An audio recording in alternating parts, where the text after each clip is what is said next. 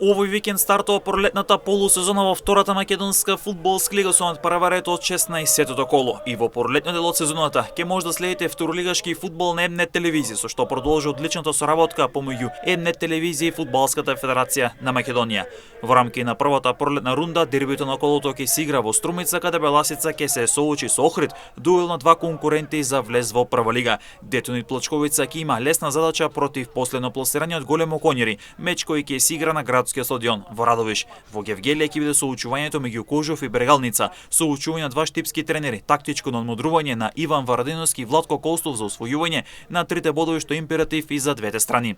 Дербито на истокот ќе се игра во Кочине, каде ќе се соочат Осогово и Каменица Саса, додека пак разнишената победа на домашен терен ќе го пречека фаворитот Новаци. Шкенди Речиново ќе има лесен старт за пролетниот дел на домашен терен против Преспа, а пак Скопје како голем и апсолутен фаворит ќе гостува во Виница кај Слога, додека пак Тетевски биде домаќин на Вардар Неготино. Битката за влез во прва лига ја водат Охрид, Шкенди Речиново, Брегалница, Беласици и Скопје.